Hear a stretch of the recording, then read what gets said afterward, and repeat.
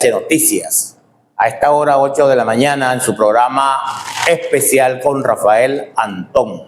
Hoy nuestro invitado es el licenciado Rafael Acuña, miembro del equipo político del Partido Socialista Unido de Venezuela, muy activo en los últimos días en el proceso de campaña de la candidata a la gobernación del estado Sucre, la doctora Joana Carrillo, quien es la abanderada del Partido Socialista Unido de Venezuela, y digamos en este tren que se desarrolla aún en una campaña no oficial, por cierto, ya todos los candidatos pues están de alguna manera activándose en todos los sectores. Ayer el presidente de la República más o menos enmarcó 3 líneas generales de lo que debe ser las comisiones de trabajo para la campaña política electoral. Decía el presidente de la República que había que conformar un equipo de eventos, movilización y actos de calle. Por supuesto, encargado a coordinar todo lo que tiene que ver con el contacto persona a persona, cara a cara, calle a calle, en los distintos lugares comunales donde está dirigido la campaña del Partido Socialista Unido de Venezuela a nivel nacional en esta contienda electoral. También dijo el presidente de la República que es importante establecer el equipo de amplias alianzas y movimientos sociales.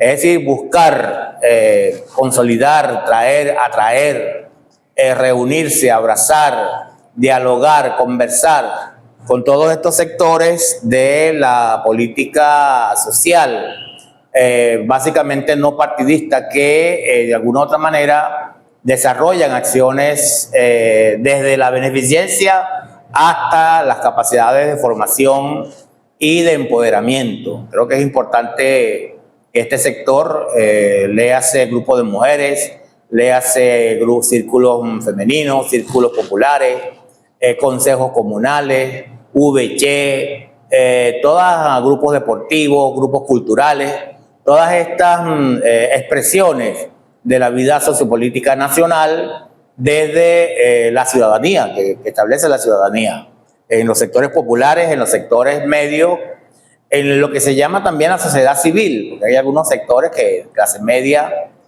aún que también están, digamos, generan información y contenido para las discusiones. Y que en este caso el presidente de la República ha hecho un llamado a todos los comandos para que conformen una unidad que vaya en la búsqueda de esos sectores importantes de la población. Y finalmente establecer un equipo de maquinaria electoral y defensa del voto.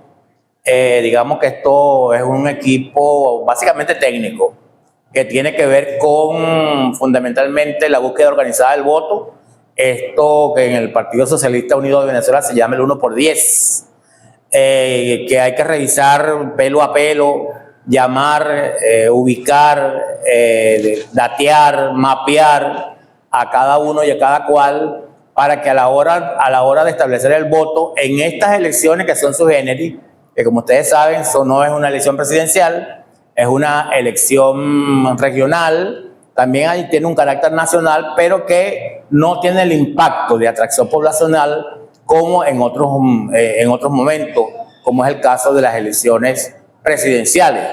Por lo cual el Partido Socialista Unido de Venezuela necesita básicamente demostrar, digamos, la consolidación y fortalecimiento de su proceso electoral. Y la maquinaria electoral evidentemente es la columna principal, fundamental, para ir hacia la construcción de un triunfo político electoral en estas elecciones de gobernadores, de asambleístas nacionales y de consejeros legislativos regionales en todos los estados. En el caso, pues, del estado Sucre, ustedes saben que la candidata del Partido Socialista Unido de Venezuela es la doctora Joana Carrillo y diversos candidatos, la mayoría mujeres.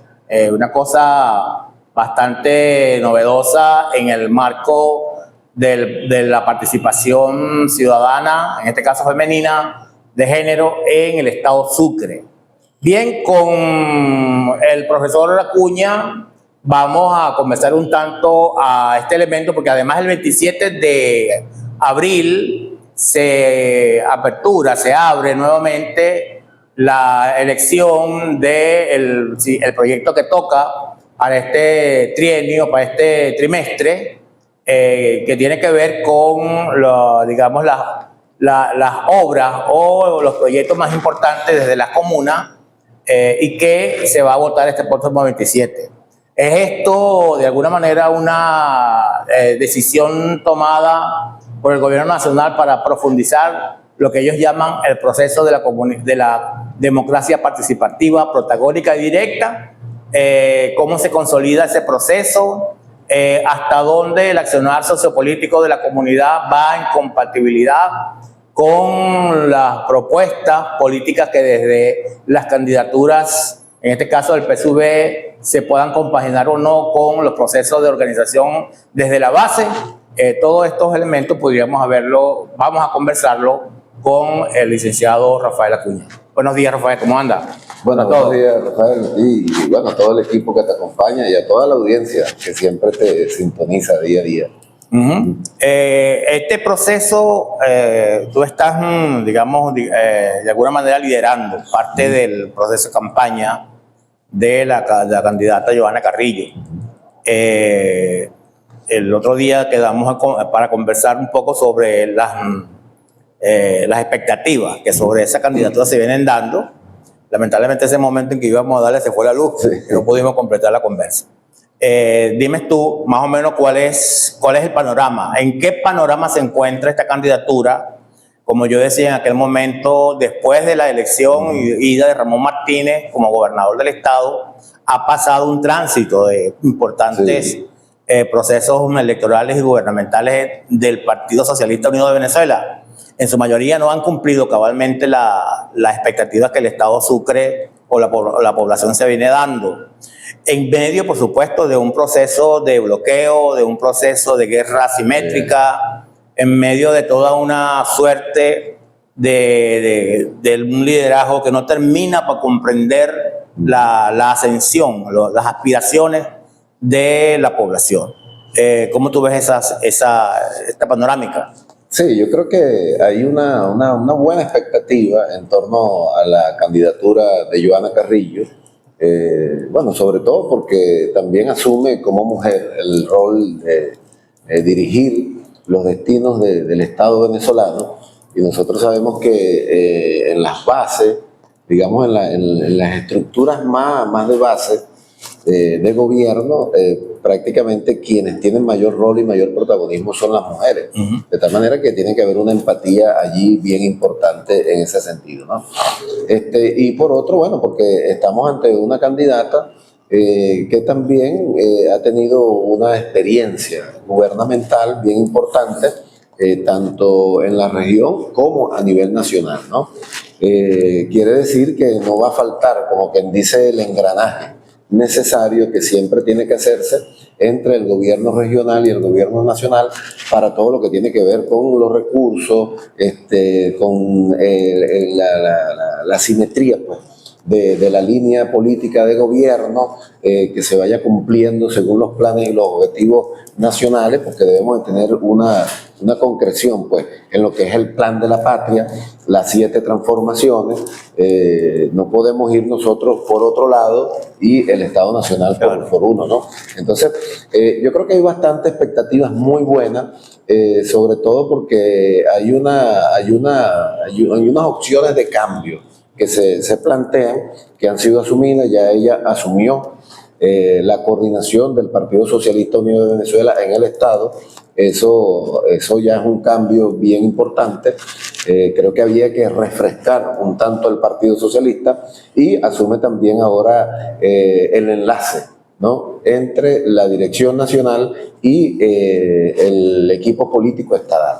Esto ahorita es un enlace. No es como antes, que era una vicepresidencia, que tenía otro tipo de funciones, pero bueno, asume ese enlace de tal manera, pues, que ahí se da otro cambio dentro del partido bien importante, ¿no? Entonces yo creo que ya en este momento de campaña que esos cambios dentro del partido son un poco arriesgados, pero se están cumpliendo. Y sobre todo porque está planteando, pues, desde el primer momento, está planteando una política de gobierno dirigida y resumida allí en los consejos comunales, ¿no? Entonces, consejo comunal y comuna, como lo está planteando el presidente Chávez, el presidente Nicolás Maduro, que era como quien dice una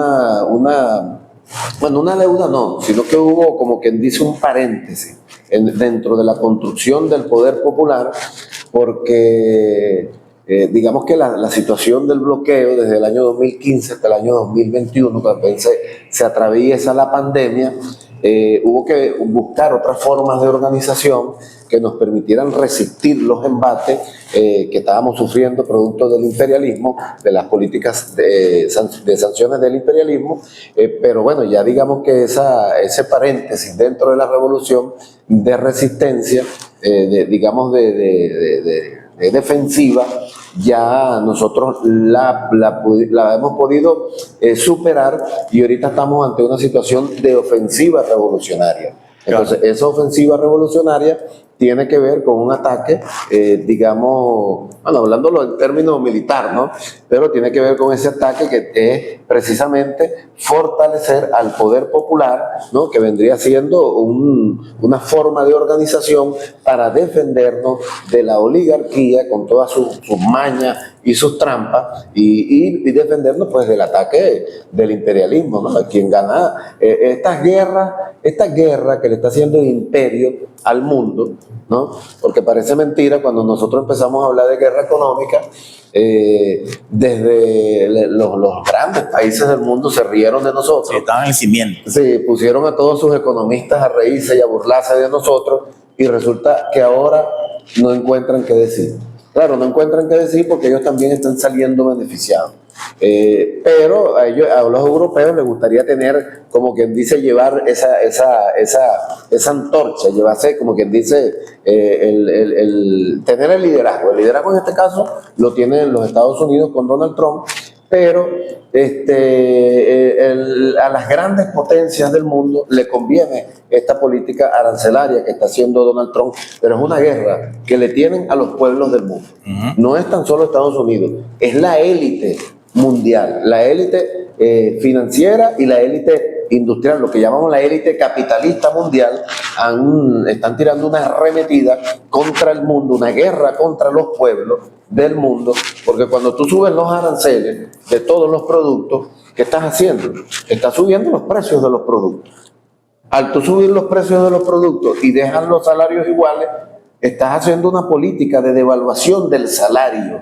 Pero esa política de devaluación del salario es a nivel global. ¿Para qué? Bueno, mientras el salario esté más bajo, las ganancias son superiores. ¿Y quiénes son los que van a salir ganando?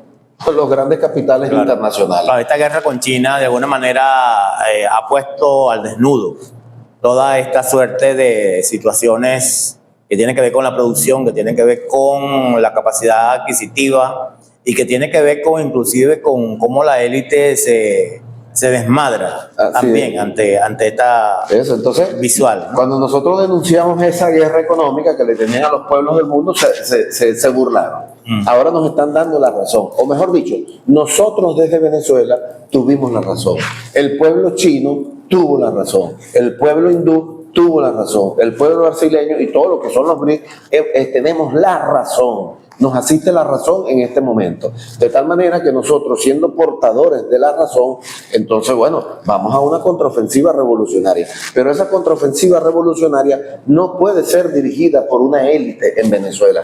Tiene que ser dirigida por el pueblo. Claro, por las bases. Entonces es la contraofensiva revolucionaria que tenemos ahorita y la candidata está comprometida con ese proceso de transformaciones que tiene que ver con convertir a las gobernaciones, en este caso la gobernación, pero también tendríamos que hacerlo con las alcaldías cuando llegue su momento de convertirlas en un espacio para el poder popular. Claro, hay una transición en cierne, por supuesto, la situación del poder constituido versus esta ebullición de lo que estamos llamando el poder popular en burbuja que va hirviendo, ¿no? y que se entiende que con la reforma planteada por el presidente de la República, probablemente estos conceptos de alguna manera se establezca una especie de hibridez para ir soltando algunas acciones que desde el poder constituido se viene haciendo en dominio, básicamente desde el punto de vista político con las bases. La candidata ha planteado dos narrativas. La primera ha sido este elemento comunal de participación, de organización, de mapeo de los sectores, de hacer la lista de los problemas puntuales y de cómo desde el gobierno, por la vía del financiamiento, se pueden resolver, ¿verdad? Y eso ha creado de alguna manera alguna expectativa. Me gustaría un poco conocer tu comentario sobre cuál va a ser la metodología diáfana un poco para que la eficiencia llegue a estos sectores, dado pues que también tú sabes que en el proceso también conseguimos al mismo tiempo que asertividad, conseguimos con muchos complejos problemas de metodología. Y el otro elemento es que, la otra narrativa es que la candidata ha planteado que se va a hacer una campaña y una gestión, como lo había planteado el presidente de la República, volteando la media. Es decir, sin personas que de alguna manera subyugue el anillo, que la encierre, que la coarte, que le rece al oído cosas que no son. En fin, ¿cuál resultado en la primera de cambio ha dado esta narrativa de la candidata? Sí, bueno, el tema del poder popular evidentemente es un clamor del mismo pueblo, ¿no? Tenemos 25 años tratando de transferir poder al pueblo, claro, en medio de todas las 100.000 dificultades que le han colocado la revolución. Recordemos que no tan solo el gobierno de Maduro ha tenido dificultades, el gobierno de Chávez también. A Chávez le dieron un golpe de Estado y tuvieron a horas de asesinarlo. Además, los mandaron a asesinar. La oligarquía de este país mandó a asesinar a Hugo Chávez Frías. Eso no lo podemos olvidar. De tal manera pues que eso denota su instinto asesino, ¿no? Cuando sus intereses se ven de alguna manera lesionados, ellos acuden a la muerte, acuden a la sangre, acuden al dolor, acuden a la rabia, acuden al odio. Esos son ellos, ¿no? Entonces, pero yo creo que efectivamente, pero el tema no es nada más el poder popular, ¿no? Nosotros tenemos un poder popular que está en efervescencia, que de alguna manera está pidiendo, que ya tiene la madurez, o está gritando, mejor dicho, que tiene la madurez necesaria para empezar a dirigir los destinos de este país, a escribir la historia de este país.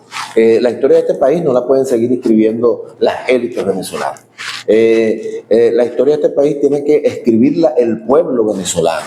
Y yo creo que eso es un gran clamor que se siente, que está allí en las bases, pero que es un proceso que va a ir madurando en la medida que vaya pasando el tiempo y que se vaya haciendo, como quien dice, el experimento social. O inventamos o erramos. Este es un modelo de democracia inédita. Porque ponte tú, cuando en Rusia, con la Revolución Rusa, hay gente que dice, no, que tú te vas para Rusia, que para acá. Bueno, pero eso son situaciones históricas. Claro. Lo que pasa es que al que no le gusta estudiar, cuando alguien dice algo que estudia, entonces él empieza a decir que no, esto no, sí, porque yo no estudié. No tiene nada que ver lo que pasó por allá por Asia con... Entonces, en Rusia estaba el planteamiento de los partidos comunistas en ese momento, producto de la doctrina marxista, decía que la organización era a través del obrero, de los consejos de fábrica.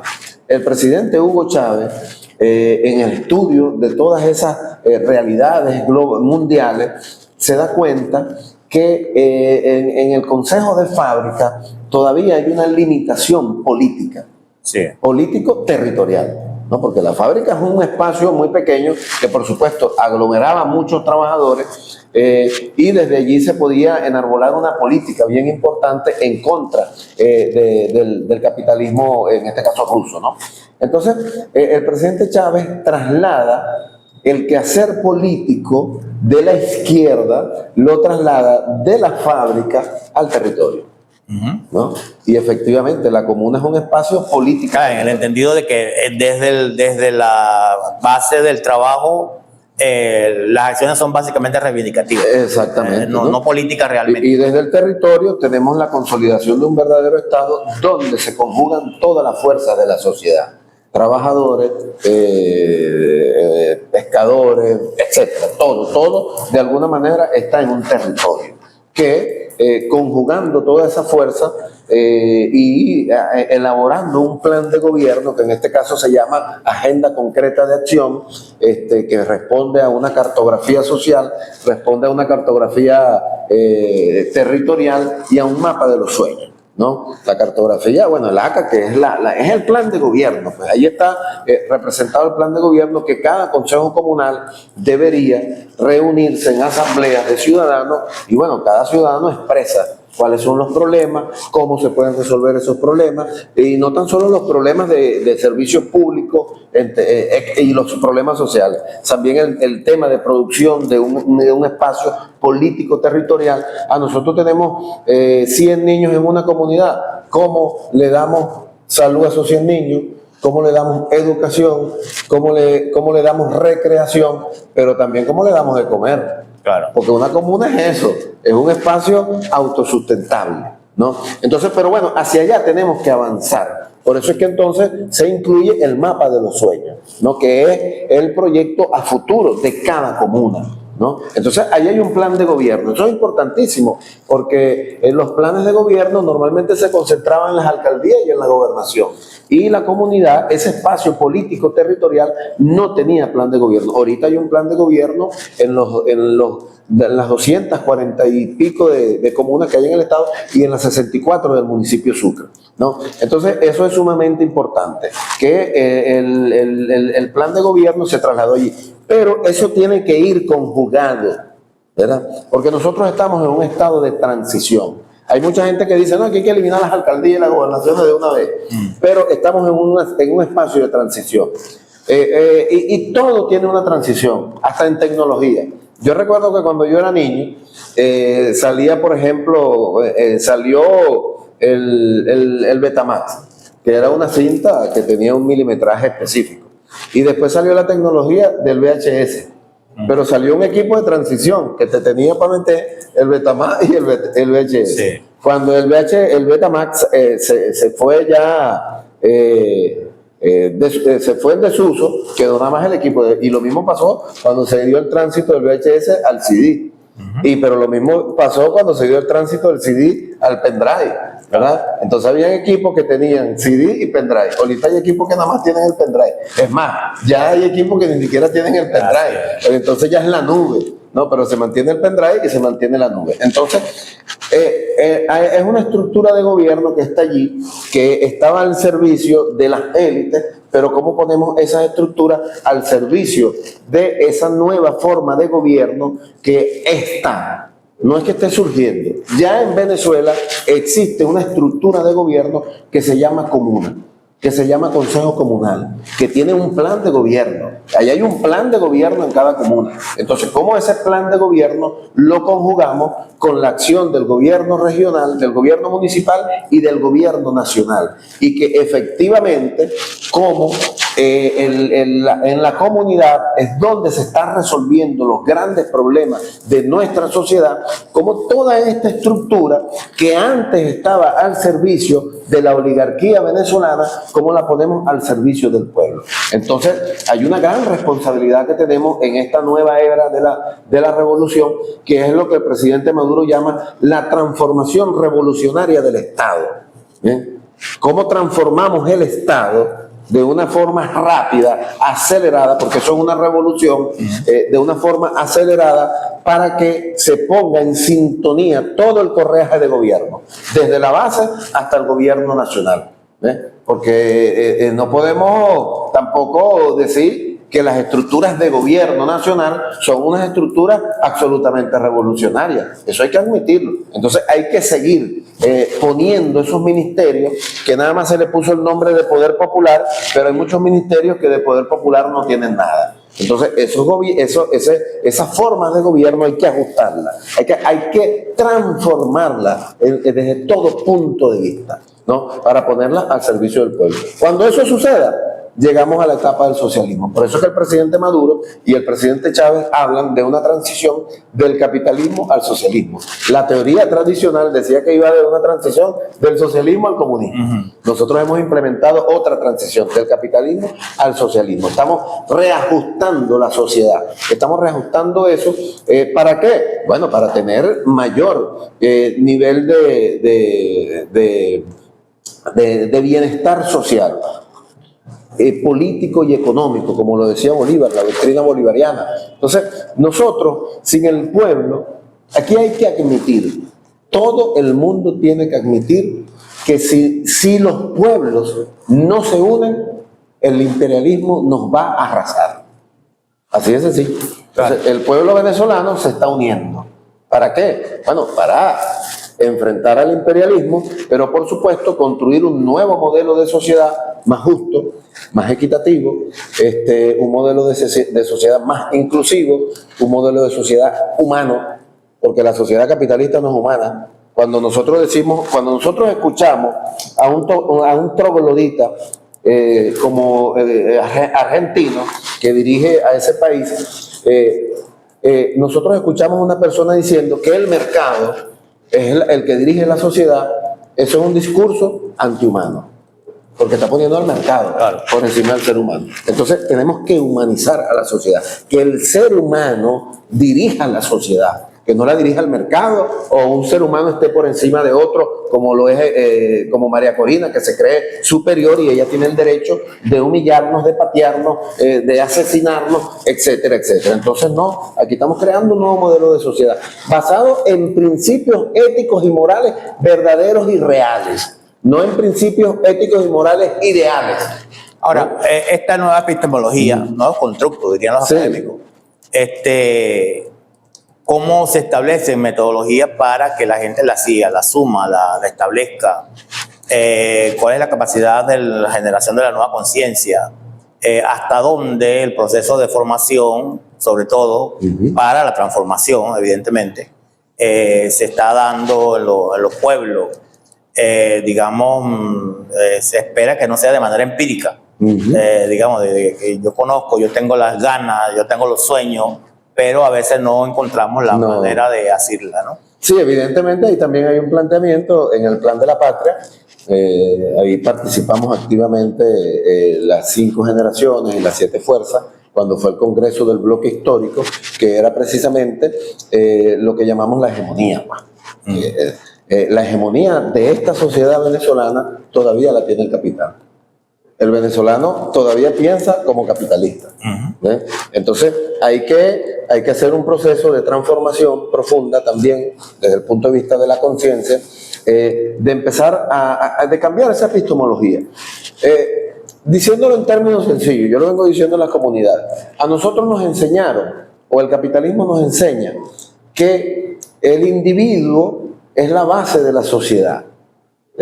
Y que el individuo, él mismo, tiene que buscar su bienestar.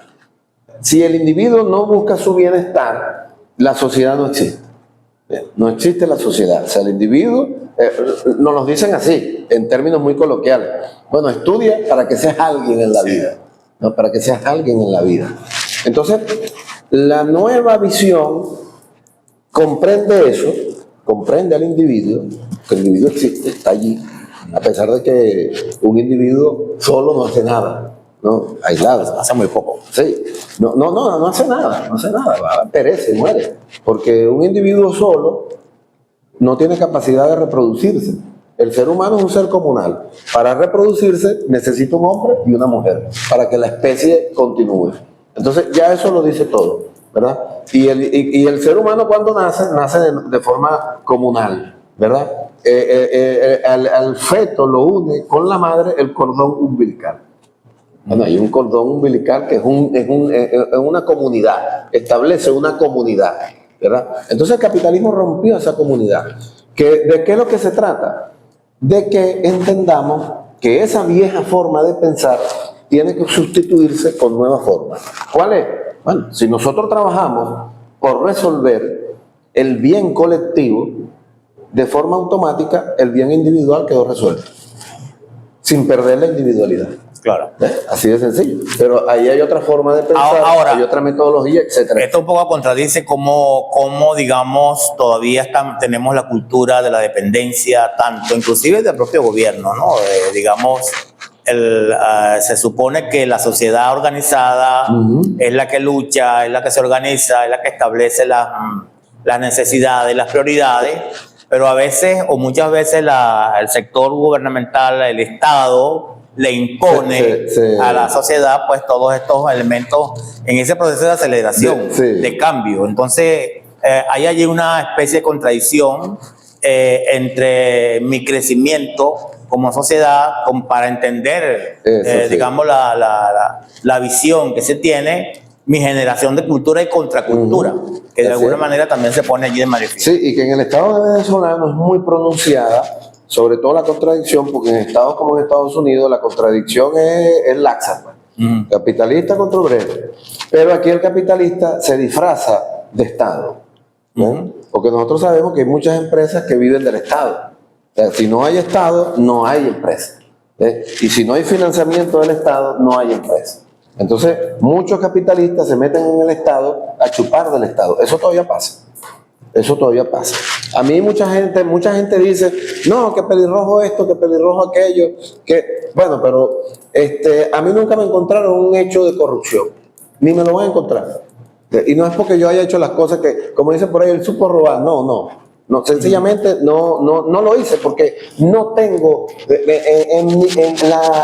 mi fin en la vida no es ser millonario, en lo absoluto. Yo tengo otra perspectiva de vida, ¿no? Entonces, que rompe con eso. O sea, yo creo que eso es una tara en la vida del ser humano. Al final, la riqueza te esclaviza. Uno termina siendo esclavo de algo. Y yo no soy esclavo de nada. Yo no soy esclavo. Pero bueno, no vinimos a hablar en este caso de mí. Pero precisamente en ese proceso nosotros tenemos que, y yo lo he planteado en todos los aspectos, que transformar todo el sistema educativo venezolano, absolutamente todo, desde el maternal hasta el postdoctorado. Todo ese sistema educativo es un sistema de adoctrinamiento para reforzar la hegemonía del capital. Entonces, por supuesto, hay que empezarlo a cambiar. Eso es un tema más delicado, hay que ir dándole con un poco de espacio, pero efectivamente el Estado, y ese Estado que se resiste al poder popular, hay que desmantelarlo, y que el Estado deje de ser un subsidiario del capital. En la sociedad que estamos construyendo, el Estado debe ser un apoyo del capital, no subsidio.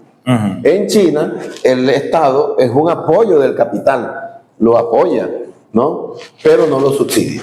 Claro, entonces, aquí el capital quiere ser subsidiado. Ellos dicen que no hay que subsidiar la educación.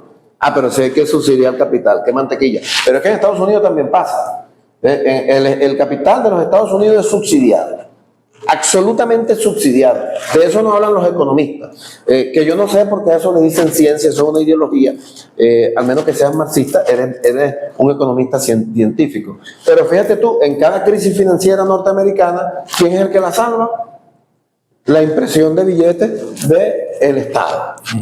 Entonces el capital, el Estado subsidia al capital, pero eso también pasa en Europa. Es lo que llaman la deuda. La deuda que contrae el Estado normalmente es para subsidiar al capital. Entonces nosotros tenemos que transformar al Estado para que no sea un subsidiario del capital, sea más bien un apoyo del capital, que lo apoye, que lo promueva, etcétera, etcétera, pero el capital tiene que darse rienda, ¿no? Como decíamos popularmente, tiene que batirse. Así es, tiene que batirse. Entonces, igualmente con el poder popular, ahí tiene que haber un apoyo importantísimo al poder popular. ¿Ve? Entonces eso es lo que llaman la etapa de transición. Claro, que también tiene que crecer, no engordar. Porque, digamos, no es un problema de masa, es un problema de crecimiento, de capacidad. Exacto. Entonces hay que transformar todo nuestro sistema educativo, todas las estructuras organizativas, y eso es un proceso que pareciera que uno lo dice así, tiene que ser lento, pero para algo estamos haciendo una revolución. Claro. La revolución es un cambio profundo, pero acelerado de las condiciones actuales. Claro, nos quedan pocos minutos, Rafael, y en este marco de la conversa sobre el proceso candidatural de Johanna Carrillo, me gustaría un poco poner en reflexión el estado actual en que se encuentra el estado Sucre. Un estado que del oriente es el que está un poco en la cola y de alguna manera amerita ciertos puntos álgidos a resolver para, digamos, levantar, trasladar el desarrollo del estado, que tiene una capacidad de potencialidad bastante importante, tanto en la pesca, en el turismo, en la agricultura, en la minería no metálica y otros rubros importantes. Muchos de ellos aparentemente de mano todavía del centralismo, administrado por parte del centralismo, que muy poco, digamos, conmuta al desarrollo del Estado y muy poca visión de relación entre los gobernantes del Estado con respecto al elemento nacional, para que al mismo tiempo el Estado pueda de alguna manera reflotar. Muy pocas vías digamos, de tránsito, muy pocos vuelos en avión, casi que ningún traslado de naves, digamos, importante desde el punto de vista acuático, como la carretera, en fin. Esto, digamos, pudiese ser visto como lo macro del desarrollo del Estado, en el entendido pues que en este momento parte de la acción se está desarrollando desde las bases, desde los puntos intermedios, pero necesitamos de alguna manera que esta visión económica, sobre todo, y social, se refleje y se transforme la relación con los empresarios, la relación con la sociedad civil, con ciertos liderazgos y lo que llamábamos antes las fuerzas vivas que hacen vida pues en el estado Sucre, y que de alguna manera merita recomponer cómo impulsar nuevamente esta idea de desarrollo del Estado. ¿Cuál es tu visión? Sí, yo creo que aquí lo neurálgico, más allá de lo político, porque estamos hablando prácticamente de lo político, pero en realidad hay un punto neurálgico en el Estado que tiene que ver con el despliegue de las fuerzas productivas del Estado Sucre, ¿no? El Estado Sucre tiene mucha potencialidad, pero esas potencialidades no han sido desarrolladas. O sea, el petróleo no se convierte en riqueza. Hay gente que dice, esto es un país rico. No, un país rico es el que produjo algo y le permitió tener un bien que te hace, que te satisface una necesidad. Si una madera está allí, o un árbol, ¿no? Está allí, pero hasta que tú no lo conviertas en mesa, eso no es una mercancía. Así de sencillo. Entonces, tiene que tener el trabajo implícito, como dicen por allí. Entonces, yo creo que esas potencialidades tienen que ser bien precisadas, pero por eso que yo planteo que hay que comunalizar la economía. Hay que comunalizar la economía en un correaje y al mismo tiempo industrializar. Una economía comunalizada e industrializada. Hay que ir hacia una nueva forma de visión de lo que es la economía, ¿no? Cómo nosotros engranamos toda la visión del poder popular de la comuna con la visión industrial y todo lo que tiene que desarrollarse en una economía como es la ciencia, la tecnología, porque una economía verdaderamente libre e independiente tiene que ver con el desarrollo de ciencia y tecnología. Si no hay desarrollo de ciencia y tecnología propio, entonces nosotros nunca tampoco vamos a ser libres, ¿no? Entonces hay que tener esa visión, pero yo creo que aquí hay que empezar por lo que tenemos. Aquí no hay que estar, claro, hay que tener un mapa de los sueños, ¿no? De todo el estado Sucre. Hay que tener un mapa de los sueños de todo el estado Sucre. Pero, como quien dice, el ser humano es un ser pragmático. ¿Ves? O sea, tú no puedes decir, bueno, yo voy a comer en 20 años. Entonces, tú no puedes sembrar una mata y decir, bueno, voy a esperar que crezca y que eche el mango para yo comerme el mango. Si tú no comes ese día, te morís, ¿verdad? Entonces, yo creo que hay que empezar de lo que tenemos allí desde el punto de vista más factible, ¿verdad? En este caso, la industria de la pesca, ¿eh? La industria del coco, ¿no? Que ahí hubo un error garrafal en esa vorágine de exportar. Entonces, todo el coco del estado Sucre se está exportando. Entonces, los que hacían aceite de coco y los que trabajaban el coco aguas abajo en el estado Sucre se quedaron sin coco. Y ahora no tienen materia prima para trabajar. Y eso hay que admitirlo. Entonces, ahí hay que modificar métodos, ¿verdad? Y establecer toda la potencialidad que nosotros tenemos allí, fáctica, práctica, y desarrollarla, empezarla a desarrollar. Y desde allí agarrar los nudos críticos más importantes que permitan desarrollar el resto de los otros nudos y empezar a tener un desarrollo armónico, en consonancia con el nuevo modelo político social que se está desarrollando en el Estado y en Venezuela, porque las viejas formas económicas concentraban la economía en un solo sitio. Por ejemplo, en el caso de Cumaná, en el estado Sucre, se concentraba la economía en toda Cumaná. El estado Sucre tiene 3 zonas industriales y las 3 quedan en Cumaná. Pero Cumaná tenía 3 zonas industriales y 2 están quebradas, porque la zona industrial del Peñón era la zona industrial, digamos, que mantenía la Toyota. La Toyota dejó de ensamblar autos acá y toda esa zona industrial prácticamente quedó paralizada.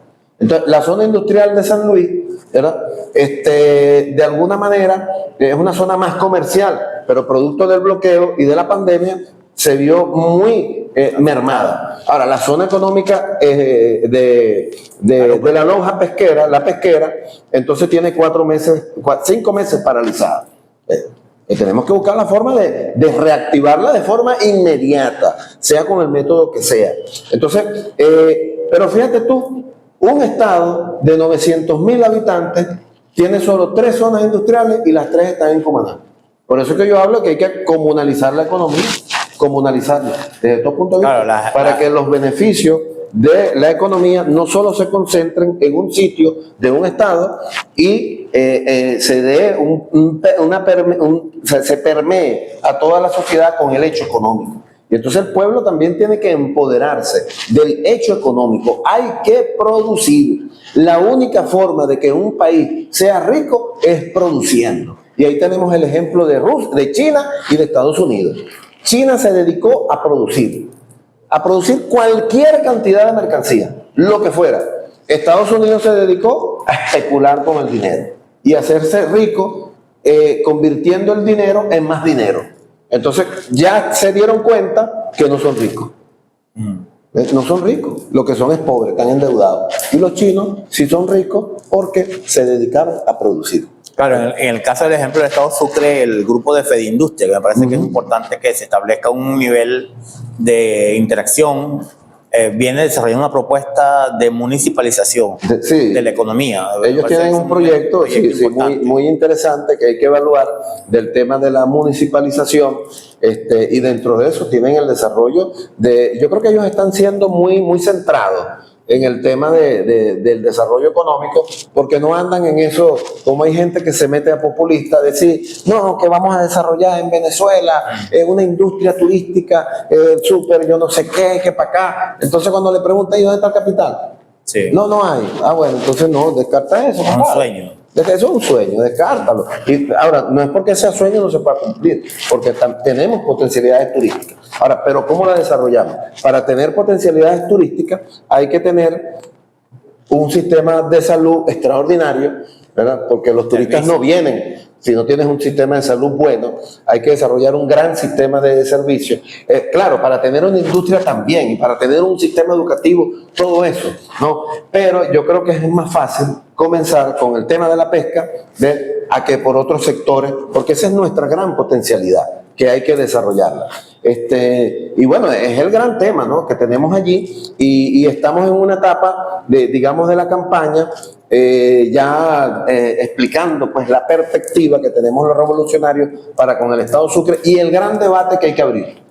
el gran debate. Yo estoy expresando una posición, digamos, muy personal, en este caso, de una visión pues, que yo pudiera tener sobre el tema económico, sobre el tema social, etcétera, etcétera. Pero eso lo saco yo de las 7 transformaciones, que es la primera transformación, ¿no? Que allí hay unas líneas básicas de desarrollo del tema económico. Pero bueno, yendo a temas más actuales, tenemos la conformación de los comandos de campaña. En el estado ya se conformó el Comando Nacional, ahora tenemos el Comando Estadal, ¿no? Que tenemos que conformar. Yo creo que hay que tener mucha sindéresis, mucha reflexión, tenemos que ser muy inclusivos, tenemos que plantear un comando de campaña que en realidad aglutine a todos los sectores. Yo creo que hay que hacer un pacto de gobernabilidad entre todos los sectores del Estado Sucre, porque ya definitivamente la política del desprestigio, la política de que yo tengo mi secta aquí y si no, hay que, o mi secta es la que tiene que mandar todo el mundo, etc. No, yo creo que hay que ir a una sindéresis en eso, y yo creo que hay que ir a una sindéresis también en el tema de los comandos de campaña a nivel de todos los circuitos comunales. Bueno, lo que Maduro llama circuitos comunales, pero que aquí le decimos comuna, ¿no? Entonces, va a haber un comando de campaña por comuna, que es un comando de campaña de un ámbito territorial, pero que tiene que incluir a todo el mundo. Yo creo que aquí las actitudes sectarias, las actitudes de la línea política de tal, que se trata de secuestrar el comando de campaña, o esa época de que las decisiones se tomaban en la casa de yo no sé quién, para excluir al otro porque no es mío, o no es de aquel, o no es de, etcétera. Yo creo que esas actitudes hay que deponerlas y dejar que el pueblo se exprese. Yo creo que basta de línea política insensata, porque la línea política tiene que existir, pero una línea política insensata, yo llamo al pueblo del Estado Sucre a rechazarla. Aquí lo que está planteado es unificar a todos los sectores revolucionarios para tener una victoria contundente, porque esta elección tiene 2 objetivos fundamentales. Uno es reafirmar la elección presidencial del 28 de julio y afirmar a una nueva gobernadora en este caso. Entonces yo creo que ahí hay que tener mucha sindéresis y mucha pues capacidad de reflexión. Si tú no fuiste el candidato, ¿verdad? Bueno, déjate de echar la bativa, pana.